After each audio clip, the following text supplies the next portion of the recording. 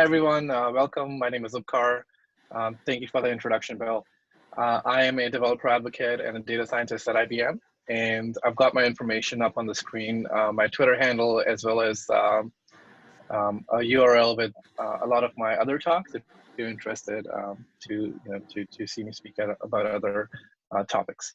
All right, so today we are talking about removing unfair bias in machine learning using a toolkit called AI Fairness 360 toolkit. It is completely open source. And I'm actually curious to see, in the chat, if you could please comment if you've worked with a fairness toolkit before, if you've worked on problems or projects where you've looked at bias and try to remove bias in some fashion or another. So let's see. I'm curious as what the experience is with fairness and bias with the audience. Develop one. That's okay. That's pretty awesome. I'm about to do a project on it. Phyllis, thank you. A/B testing, sure. Nice. Very cool. So never used one. All right. So generally that is the case in these meetups, right? So there's a good mix of audience, and so I will be going through some of the more introductory material. So for people who are advanced in this field, apologies in advance, but I think it's important that we are all on the same page. So today's agenda is something like this. We'll look into introduction to fairness and bias, which it's important to cover. It's important to understand the definition of bias, and we'll go into why that is important. And we'll look at some metrics that point out bias in our models and in our data, and then we look at some guidelines and mitigation algorithms, specifically in context of AI Fairness 360 toolkit. I'll then go into a demo. The AI Fairness 360 toolkit team has developed this demo, so I'll go through that. And then I'll also give you a lot of resources on Python notebooks that you can actually go and play with, at your own time. And if you're starting a new project, then this might be helpful. There's a question: does removing imbalances count? I would consider the basic metaphor. Yes. We'll look at that as well, for sure. All right, so why do we care about fairness? This again, this is an easy question to answer, right? We care about fairness because we all want to be treated equally. Now we know that human decision making is flawed in many ways, and it's shaped by our own past experiences and memories. And we all have intrinsic biases. And for me, bias is a way to shortcut decision making, right? That's at a subconscious level. I have some bias which helps me shortcut decision making. And we all, us as data scientists and decision makers assume that using data to automate decisions would make everything fair. So just automating everything with machines would make everything fair. But that is obviously not the case. In fact, I would argue that by using the automated machines, what we have actually done is scaled bias or compounded bias, right? So today we'll look at how to ensure these automated decisions are less biased than human decision making. So I just want to mention, the bias originates, of course, from us as human beings in society.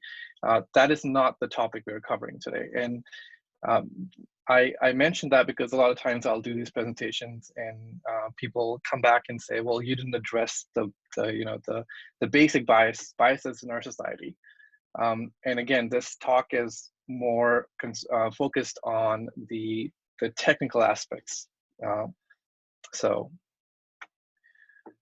let me go to the next slide. When you think about what is fairness, right? So how do you define fairness? There are actually more than 21 definitions of fairness. This is from a video by Narayanan from 2018. He also wrote a paper, but the video is on YouTube. You can go look at it. And he goes through, it's a really nice video. He goes through the different definitions of what fairness is. But the important thing to understand is, like, it's not the difference is in the metrics. It's not just a theoretical difference, but different definitions produce different outcomes for your algorithms. Also, there is not a one-size-fits-all definition, which I think is fair, right? So it's a very complex problem, and a lot of how you define fairness, how you define bias, how do you mitigate it, depends on the context and depends on the different parties or stakeholders involved. So what might be biased for one group may not be considered bias for another group, right? So you have to see who you're talking to, what the problem at hand is, and there's usually a bigger picture and some historical context, not just numbers. So I like that there are different definitions. It's not just one, and depending on your use case, you look at different metrics. And again, we'll go through a couple of examples later. So again, defining bias. Two leading researchers found that when you Google search the word CEO, I think this was a couple of years ago, only 11% of the top image results show CEO, or only 11% of the top image results showed women CEOs, right? But at the time, women were actually 27% of US CEOs at the time. So in this case, how do you define fairness, right? So 11% obviously seems unfair. Is the correct percentage to show 27%, or is the correct fair number to be 50%? Should be 50%, because half the population is females. So again, how you define that in the beginning would affect how you mitigate that bias moving forward. And then the next couple of slides are a few examples of how bias has shown up in machine learning algorithms. So I don't know if you've heard of this algorithm called Compass. If you are in this field, you probably have. Compass was used to predict whether prisoners in Florida were likely to commit another crime if they went on parole, right? So that was the modeling, and it was later investigated and found that Compass algorithm actually incorrectly labeled African-American defendants at high risk at twice the rate it mislabeled white defendants, right? So there's obviously a bias there. What you don't often hear is that Compass actually tried to eliminate gender and racial bias from the start. So what they were saying was they claimed that the system was unbiased because it satisfied something called predictive parity.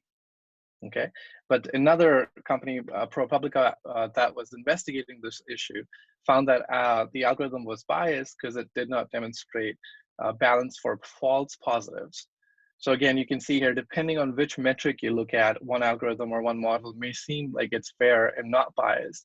But if you look at the same model from a different perspective, a more important perspective, right? So in this case, it's more important to not have too many false positives for a certain class of people or a group. I'm just showing one example here. Another thing to be really careful about and keep in mind is that when you look at bias, it's over a period of time and systematic bias against a certain individual or a group, right? So even though I'm showing just one case here, if you go and look up the report from ProPublica, they go through a number of different statistics and show you that this was a systematic problem and not just a one-off. Another example of bias showing up in our worlds is Amazon's AI recruiting tool, right? As you're all well aware, like when you submit a resume, it goes through some sort of automated process, and that's where the first filtering happens in most cases. So in this case, Amazon had this tool that was the first pass of the resume that came in. And Amazon's models were trained to vet applicants by observing patterns in resumes submitted over a 10-year period, right? So that's the data it was trained on. The problem was the training data was predominantly coming from men due to the hiring decisions that were made at the time, right? And because of this, this model or this algorithm taught itself that male candidates are preferable. So if it saw words or things in the resume like women's chess club Clapton, it would penalize such resumes. Also, if it saw that the applicant came from perhaps a all-women college, it would again downgrade that resume. So there's obviously a bias here. Amazon actually tried to remove this bias, but they were unable to just because of the complexities of the system, and they had to just remove this program, right? So another case where this obviously a lot of people can probably relate to something like this, where you submit for for a job and you have no idea why, or a lot of times you have no idea why you didn't get that call back. Now, I'm not saying that all of those algorithms are biased. The flip side of this is the explainability side, which I'll get to in the next slide. So here is DHH. He's the creator of Ruby on Rails, a very popular framework for developing web applications. And this was actually very recently, right? So it's November 7th, 2019, and he's complaining about Apple Card. Him and his wife submitted an application to get credit, and it turns out that even though on paper they're equally wealthy, all the property they own is joint in their names. However, the model said that, or whoever the company that's doing these cards for Apple said that he deserved a 20x more credit limit than she did. And he actually asked them why that is the case, and nobody was able to explain why the model came up with the number that it did, right?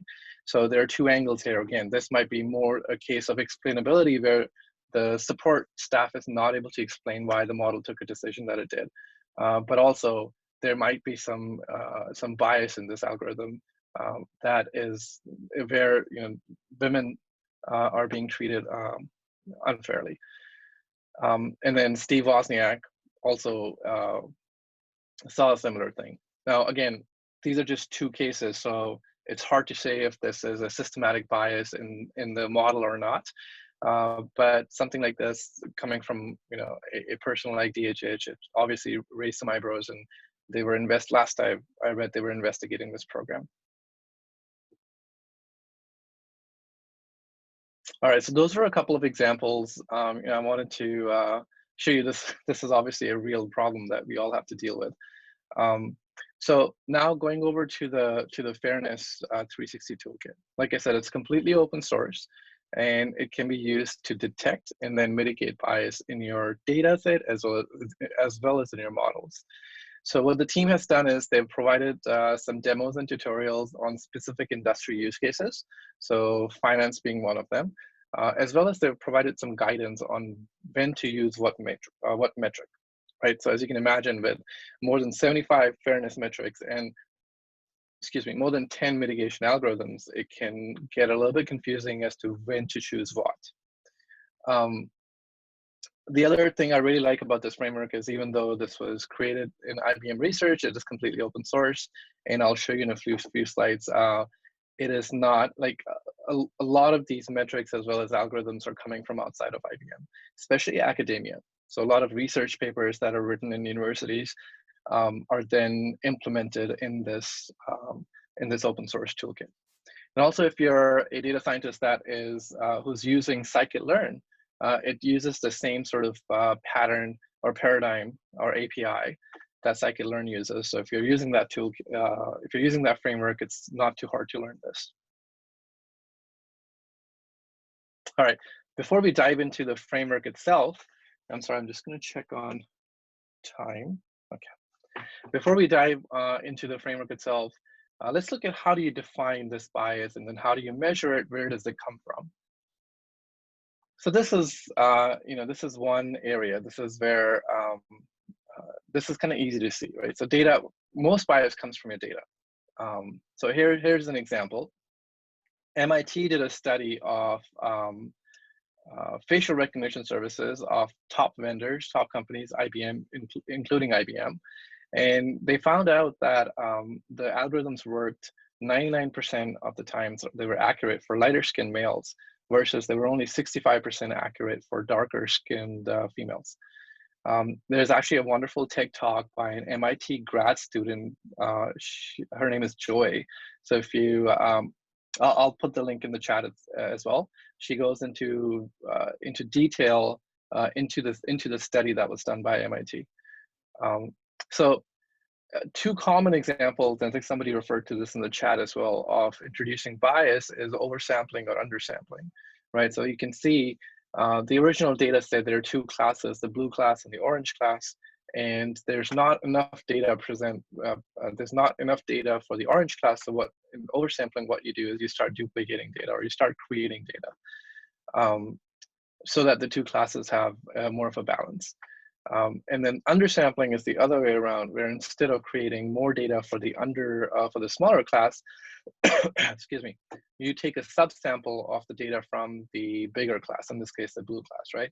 And the problem in that case might be that, are you really taking a sample that represents the complete class, or are you excluding some groups from your sampling, right? So again, there are statistical methods to make more balanced classes, to eliminate or to compensate for this oversampling or bias introduced by oversampling or undersampling.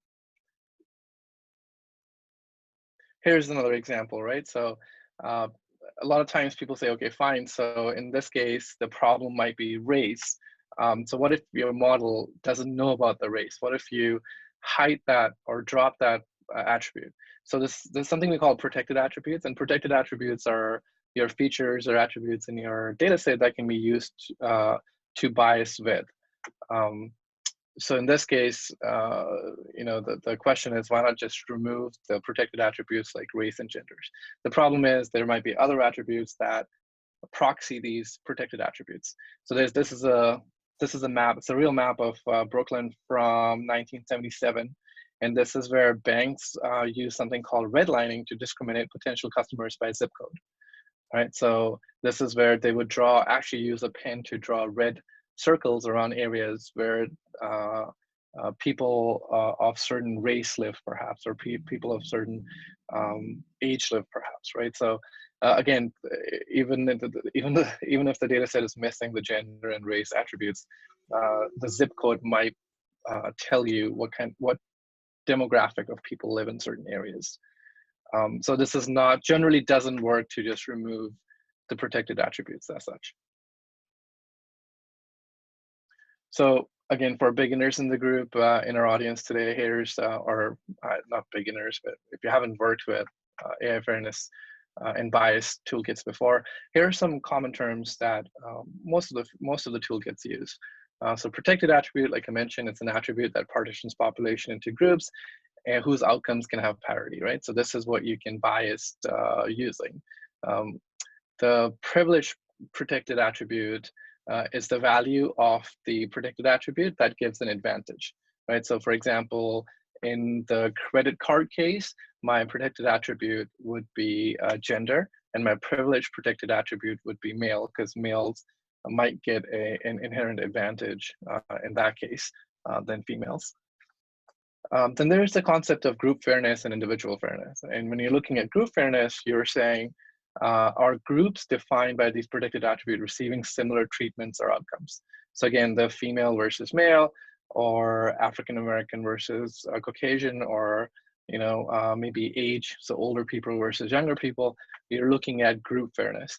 And then individual fairness, you're saying if people have, or individual have similar attributes or similar features, again, talking purely in the data sense, then the outcome of the model should be similar for these two individuals. And so then you're looking at individual fairness. So depending on your problem, there are different metrics that are designed for group fairness versus individual fairness. Again, the guideline section of AI Fairness 360 Toolkit gives an idea of when to use what metric. And this is one way they differentiate if you're looking at group fairness or individual fairness. Fairness metric is, all right, so April is asking a question, where would one find more information about the development of these new fairness metrics? All right, I'll definitely give you some links, April, in the next few slides. So fairness metric is, again, that's how you're measuring the unwanted bias in your data or models. And then again, favorable label, as the name suggests, is a label whose value corresponds to an outcome that provides an advantage. Okay. So here's an example of 3 metrics that, very simple metrics that you could look at when you're looking at fairness. So this is, it's easy to read. The top class or group is the unprivileged, And then the bottom group is the privileged group. Within the privileged and unprivileged, there's a positive outcome and negative outcome. And then if you see the legend down here, right? So if the person icon is shaded versus clear, shaded means it's the true positive, clear means it's false positive, etc. So in this case, you can see we're looking at something called statistical parity difference. And this is simply a measure of favorable outcome rate between the two groups. So in this case, I can see out of the 10, 6 people got favorable outcomes in my unprivileged class. In my privileged class, 7 people out of 10 got favorable outcomes. So in this case, the statistical parity difference is just a difference between the ratios. So 70 minus 60 is 10%. This is what Compass, that model, that company was saying they achieved statistical parity, which means both unprivileged and privileged groups got equal rate of favorable outcomes. Okay, fine. What ProPublica is saying that they missed out on something like equal opportunity difference. Now they used false positive. In this case, the difference is between true positive rates. So if I were to read this, again, it's the same group and it's the same outcomes from the model. But in this case, instead of looking at just the favorable outcome rate between the unprivileged and privileged groups, I'm looking at the true positive rate. So in this case, 5 out of 7 got true positive was identified for 5 out of the 7 that should have been true positive, versus in the privileged group where it's 6 out of 7. So as you can see, just by using a different metric to calculate bias in this model, I have different outcomes. So minus 15% versus minus 10%, right? So depending on which statistic or which metric you're reading, it might give a different picture. So, and that's why it's really important to look at multiple metrics for your protected attributes and your unprivileged and privileged classes when you're using something like AI Fairness 360. It's again, it's not something where you throw data at it and you say, okay, tell me all of the biases in my data. It doesn't work like that. You have to give it a little bit more constrained input. You have to tell the framework what your privileged class is, what your unprivileged class is. You also have to tell it what your protected attributes are. And then it's able to give you, and then you ask for a specific metric. So you say, hey, this problem, I'm more concerned about true positive rates, or I want to have parity with true or false negative rates or false positive rates, depending on the situation. And then you can, and this is, again, this is a classification problem, obviously. And then this framework would make sense, otherwise it doesn't. Also, the statistical parity, or there's disparate impact, is the same as statistical parity, but in this case, it's using a ratio instead of using a difference. So a lot of these metrics use ratios, and then they have counterparts that have or give the result as a difference. Now, if it's a ratio, you want to get that bias as close to 1 as possible, right? So in this case, if this was 1, that means the rates were equal, and if it's a difference, of course, you want to get it to as close to 0 as possible. Now, within group fairness, there's another thing to think about. So here's a simple question, right? So in the US, we have the SAT scores or SAT tests. And the question is, do SAT scores correctly compare the ability of the applicants? So the two worldviews here within the group fairness is, the first is what you see is what you get, which means, yes, the SAT scores correlate well with future success and correctly compares the abilities of the applicants. So in this case, we are saying everybody had an equal chance to do well on the SAT score. Okay, so that's one view. And if you have that view, or if you want to approach the problem with that view, then you look at something like average odds difference or average absolute odds difference. And we'll look at what these two metrics mean later. Versus another view is that we are all equal, or we should be all equal. So this means that what they're saying is there are certain structural biases within the distribution across different groups. So for example, if you're coming from a non-English speaking family versus single parents, or perhaps you come from a low-income family, you may not have the same opportunities to prepare for the SAT score. In that case, you would look at different set of metric that takes that into account. So for example, the disparate impact versus and the statistical parity difference. So again, there's not enough time today to go through the reasoning behind each one of these, but I'll point you to the resources where you can go and read more.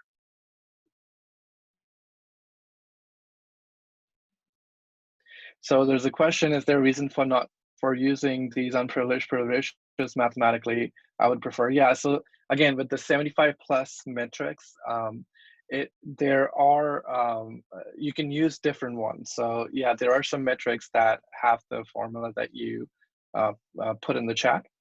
So yeah, again, depending on what you're trying to see, and again, your preference as to, a lot of it is like being able to explain these metrics, right? So whether you use difference versus ratio or you flip the numerator to denominator, there are some metrics that have that that have what you're describing in the chat. So yeah, I would look at again. Let me show you the tool to make it a little bit more clear.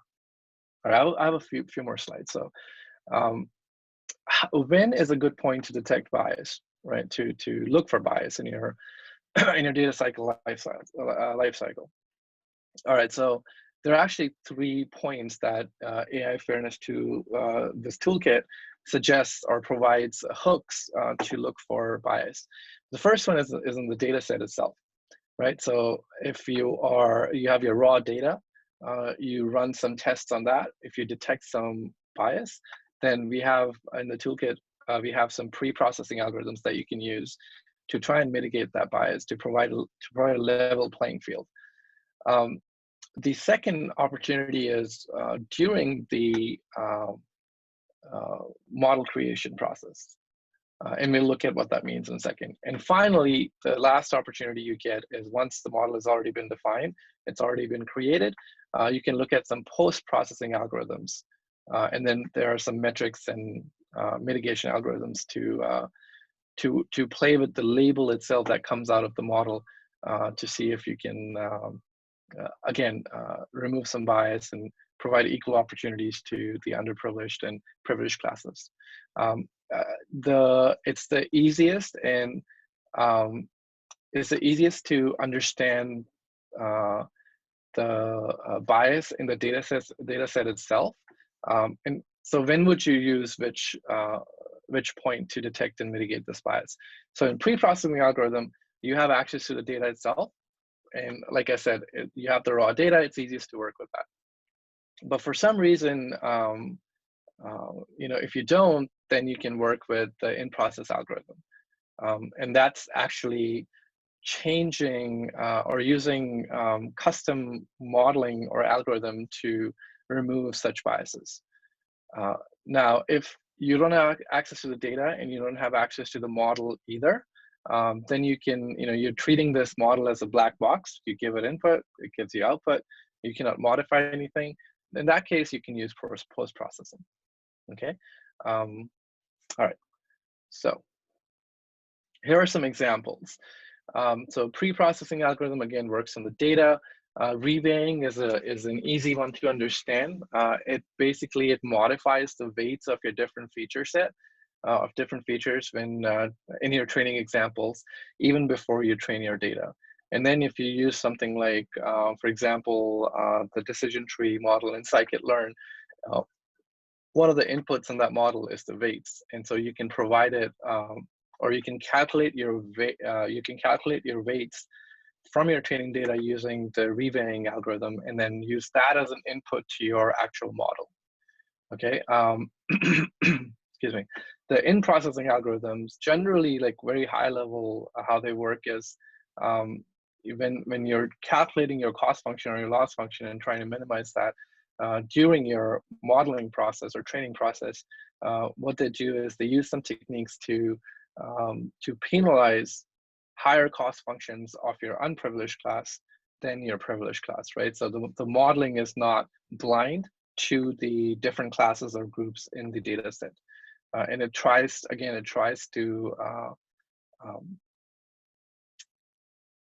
to penalize you more if you're giving a disadvantage to the unprivileged class, which which means if your cost function is higher, if you're way off your prediction in your training step of the life cycle. And then, like I said, the post-processing actually changes the label to make the predictions a little bit more fair. Now, I'm not an expert in all of these different approaches. So, however, what I've started doing, and if you're interested in this field, now this going back to the question that was asked before, where would you find more about these metrics, etc. Right? So a lot of this is coming from academia. So I'm actually right now going through a couple of these papers to get a better understanding of how these metrics work and what's going on sort of under the hood. It's important, but at the same time, you don't need to know that in order to use these frameworks, right? So I think there's still some value in applying these frameworks, even if you don't understand what's going on under the hood, to at least be aware of these different biases that could occur or in your data set and in your models. I'll make sure I share the slides as well, April, so you have all of this handy. But as you can see, like I said before, there's one paper from IBM Research on optimized pre-processing, but a lot of these are coming from different companies and academia. And there's another actually handy way to get to these papers that I'll show you in a minute. Again, pre-processing is a really good time. You have the raw data. You understand it. At least I understand it better than in processing and post-processing. Reweighing, again, it's changing the weights applied to the training sample. It doesn't change the actual label of the feature at all. Some of the other ones may change the labels or the input training data that's coming in.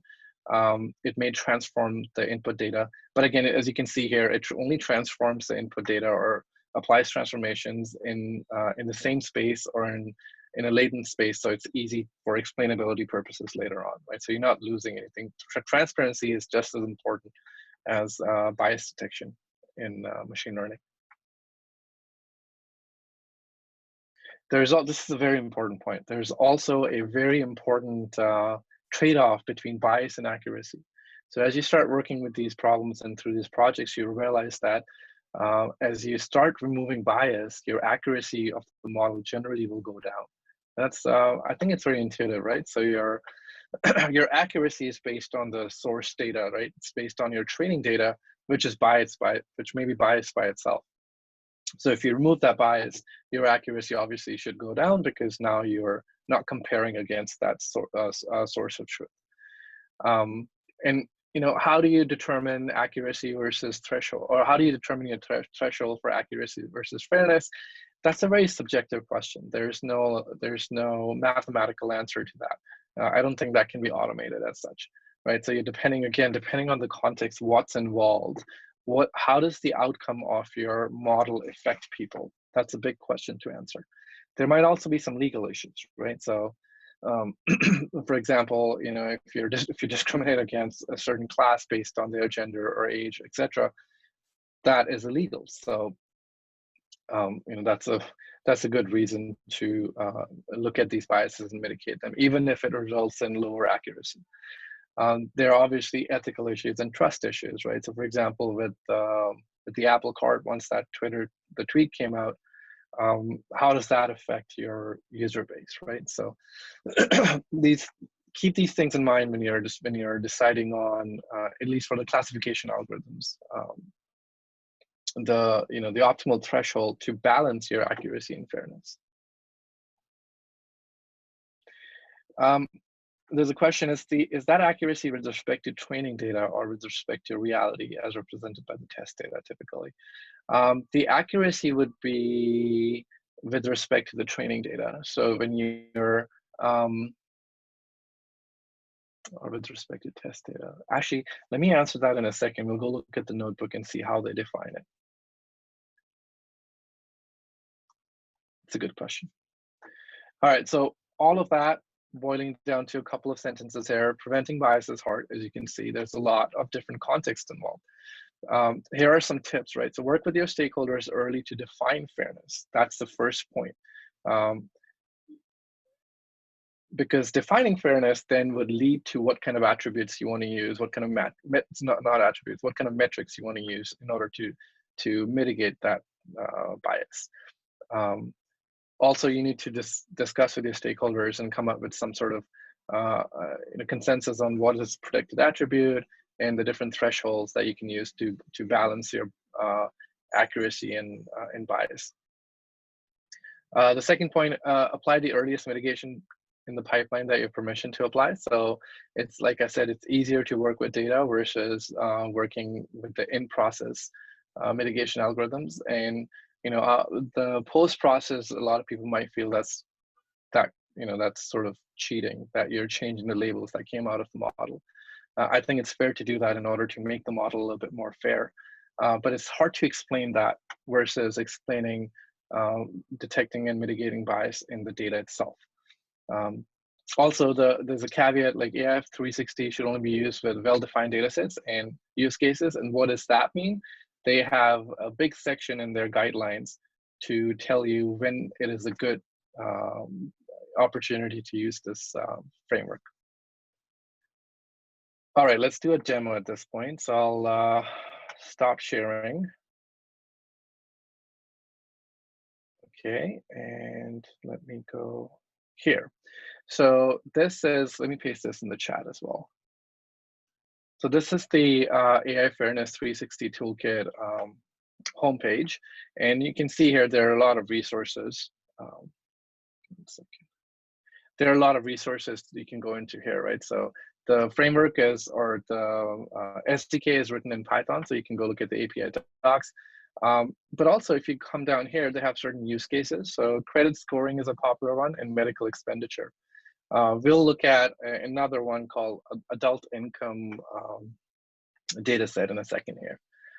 And then it explains to you the different mitigation algorithms. So remember, we looked at, or we talked about reveighing. So if I click on this, it'll take me to the actual source code for reveighing, and you can go and look at what's going on here. So this is the other way to look at papers. So for any one of these, they have linked to the actual PDF. Well, it's not a link, but it's a title. Oops. And then you can go and look at the, excuse me. Yeah, you can bring up the PDF. I think there's the PDF, right? So this paper explains what reveighing is, how does it work? And then the AI Fairness 360 Toolkit actually implements this in the framework itself. This was an easier to read paper for me than some of the other ones. So if you're looking for the starting paper to read, one of the easier to understand, then I would recommend go through this one. And then you can make your way through the other ones as well. As well as they tell you what the different, these are some of the other metrics we looked at. And again, if I clicked on any one of these, it'll take me to the source code itself, where you can see how it's implemented. So the framework itself is obviously very transparent. It's open source. The other thing I want to show you is the demo. So let's go through the demo right now. So again, this is just a web UI built on top of the AI Fairness 360 Toolkit framework. So here are 3 use cases they're using, right? So we'll look at this thing called adult income, census income. And if I were to open this data set, this is from UC Irvine, UCI machine learning repository. And as you can see here, it's got a bunch of different features. So there's the age of the person, work class, education, if they're married or not, and then some of the very, very, as you can imagine, protected attributes, right? So age, or perhaps race or sex, and then where they live, so their native country. That might be another thing that the model might be biasing on. All right, so I want to work with this data set, and my target variable is this categorical variable saying, will this person, based on all of these feature set, will this person make more than $50,000 a year, or do we think it'll make less than $50,000 a year? All right, so that's my target variable. And if I go back here, so I picked that data set, and I think my next button is hiding somewhere. 1 second here. Then I click on next. So at this point, it's running my the metrics. Um, Thank you, Dennis. We'll create an issue on their site. Okay, so at this point, they're running some sort of metrics to detect bias in the data itself. Okay, so I've told it, hey, a protected attribute is race. There could be bias based on this attribute.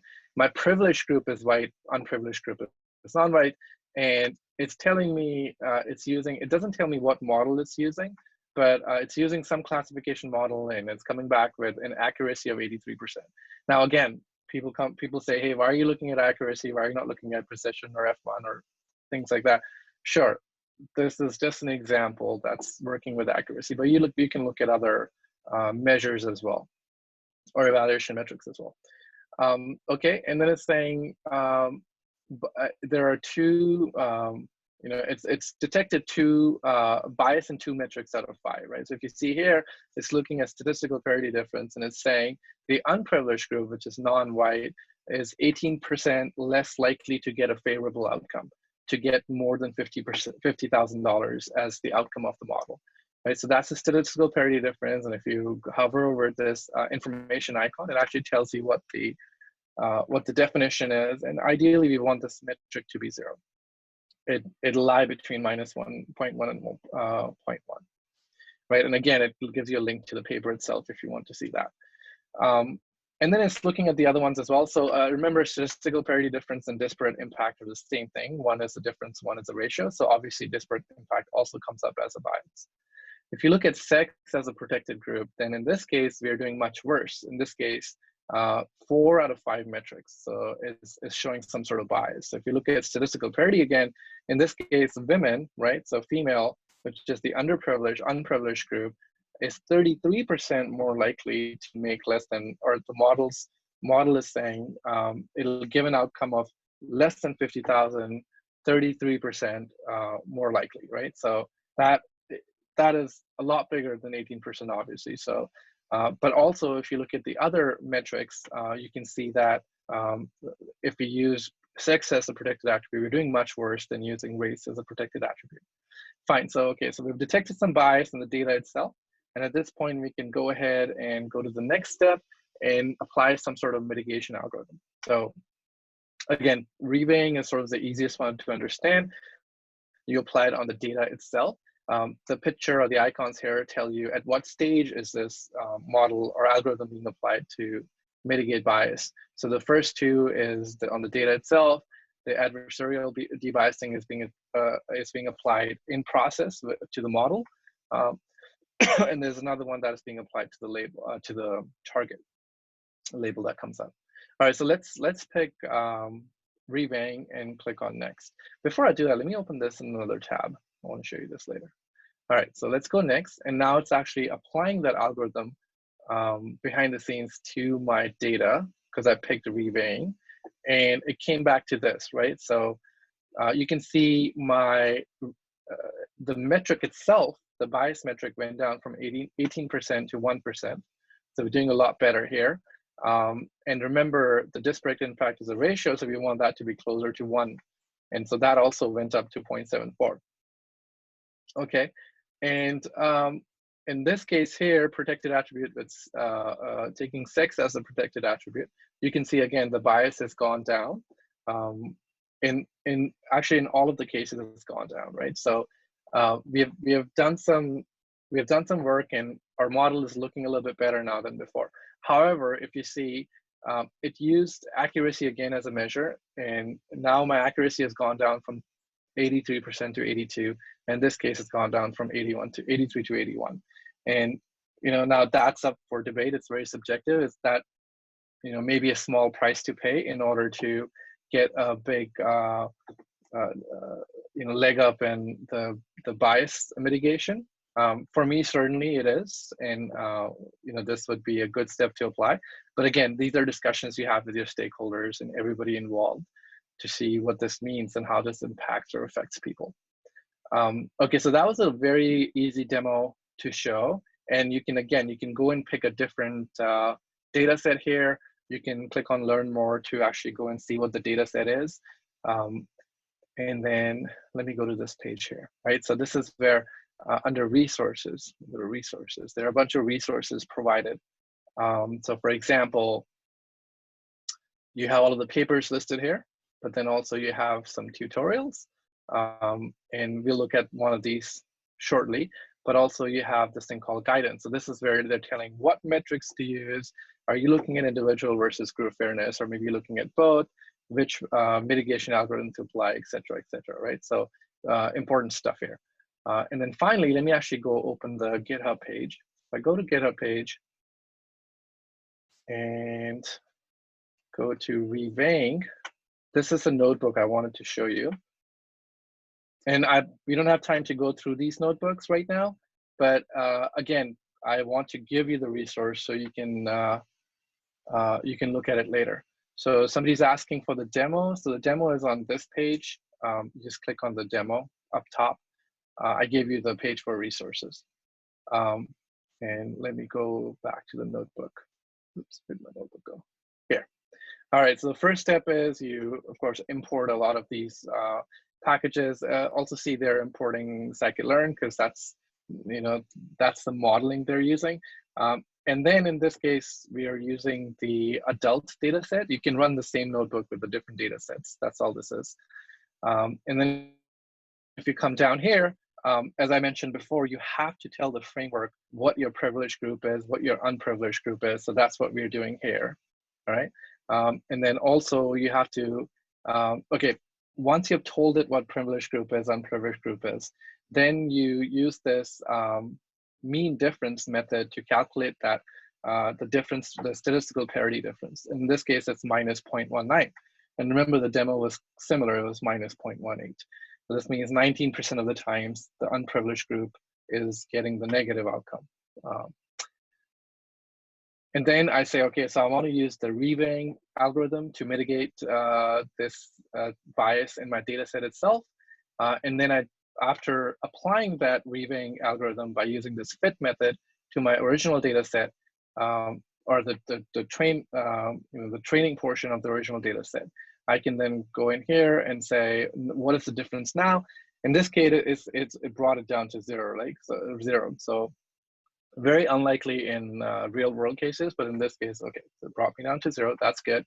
And then it's got, like, again, I didn't have time to go through all of the charts here, but at the bottom, you'll see it does show you some graphs where it's for the optimal threshold for my classification model. It's telling me what's the relationship between my accuracy and the disparate impact, right? So here I'm doing 1 minus disparate impact and taking the absolute value. So I want this red line to be as close to 0 as possible.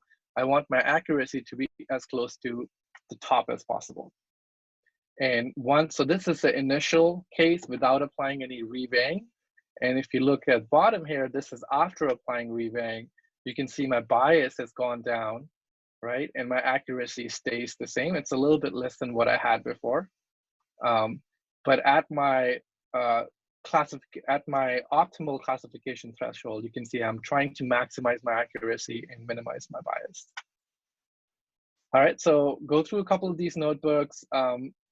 They have all the code now.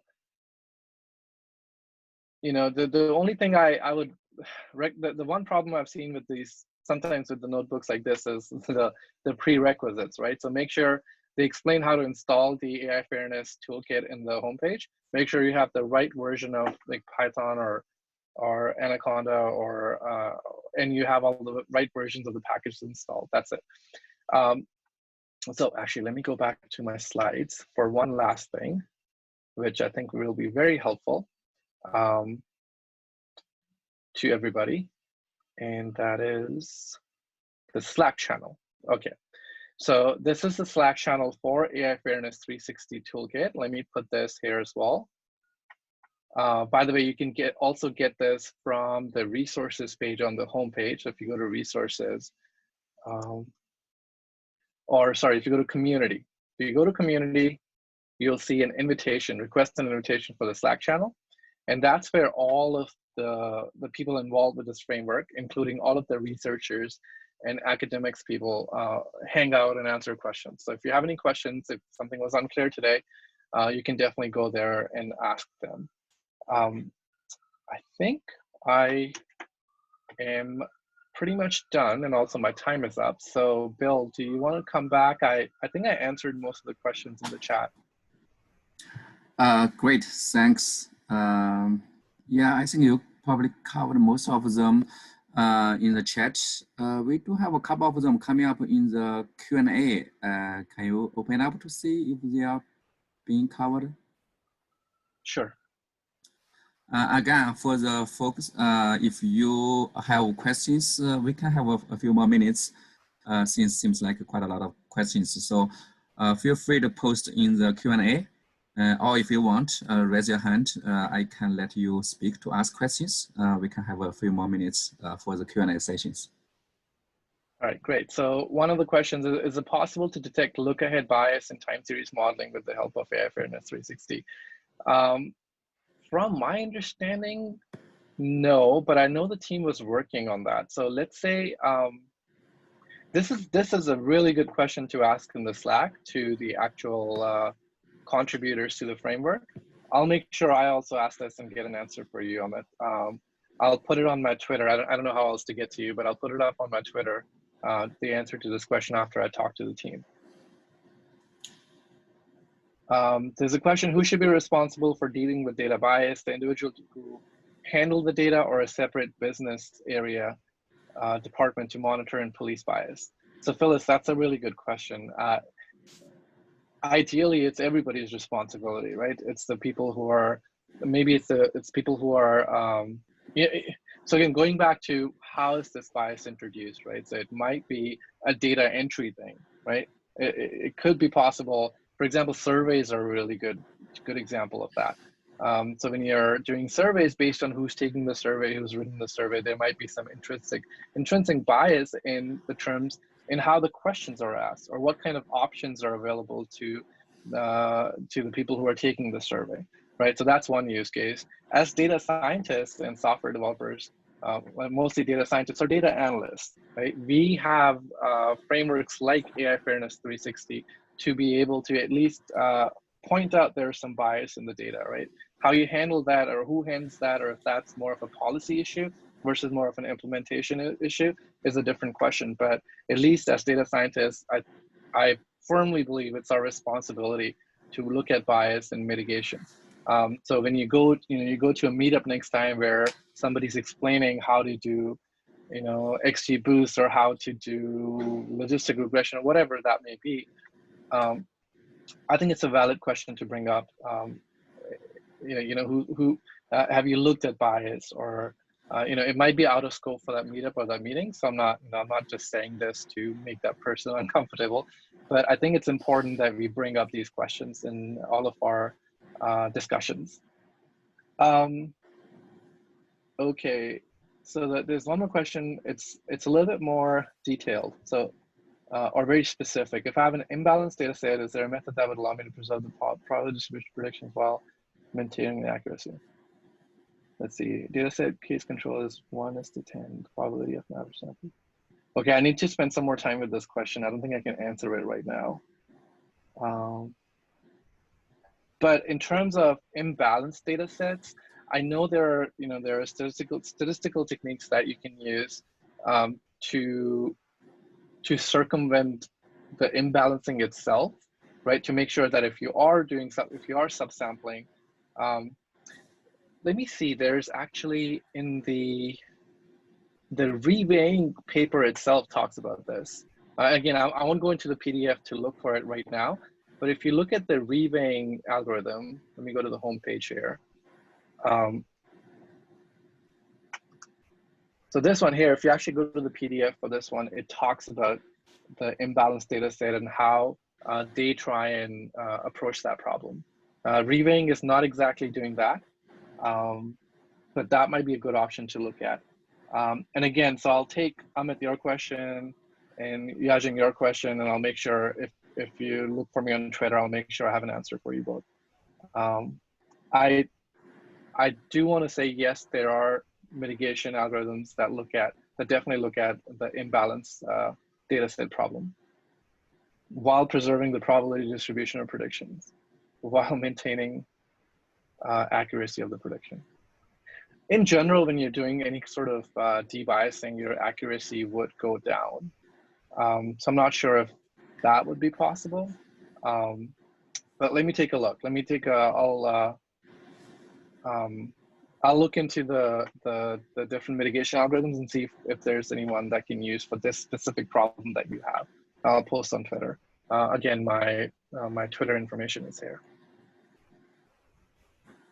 All right, Bill, I think those are the three that I had not answered before. Okay, great. Would you mind to post, maybe just copy paste your Twitter to the chat so it's easy to get. And also, I think there are some asking about the slides. Is that available somewhere, or you can send to me? I can share to attendees, or if it's online, you can post the link to the chat. Yeah, yes. Here, I think this is one repo where I have all the slides. So let me just check real quick. I'm not sure why it's not. Okay, here. So yeah, I have an older recording here, so you can ignore that. But the slides are here, and then I have a whole bunch of links here that you can use. So let me paste this in the chat as well. Yes, that'd be great. Awesome.